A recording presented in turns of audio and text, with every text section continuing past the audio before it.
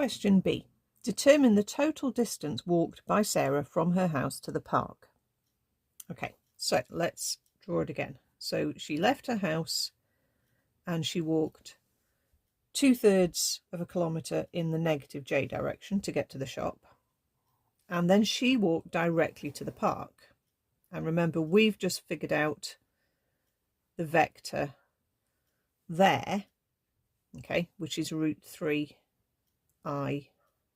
plus j. That goes from h to p. Okay, so what we can do is work out the vector that would represent s to p. Then we can work out how long that is, and then we can work out the total distance.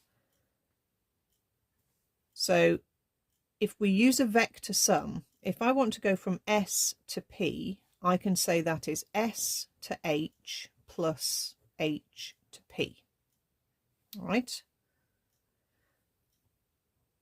S to h is going the other way along the vector. So actually we need to then say it's the negative of the vector that we see here. In other words, it turns into a positive 2/3 j. Okay, for s to h we would go up 2/3 j. Then we would add on √3i plus another j.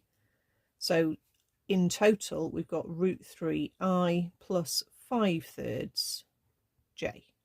So that would be the instruction that would get us from S to P in one manoeuvre. Okay. We can then find the length of that line by doing our Pythagoras.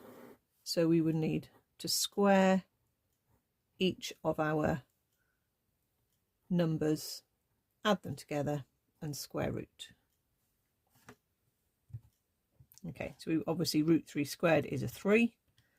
And then 5/3 squared is 25/9, and that gives us √52/9.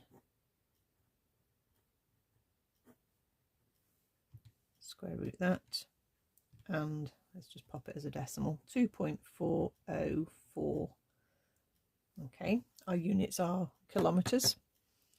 That's not the final total distance because that's the distance there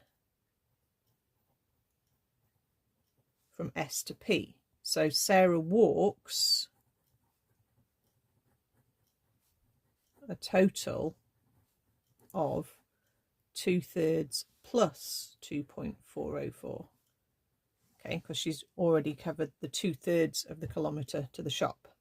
Okay, so there's our 2.404 number. We need to add on 2/3 and we get 3.070 kilometres.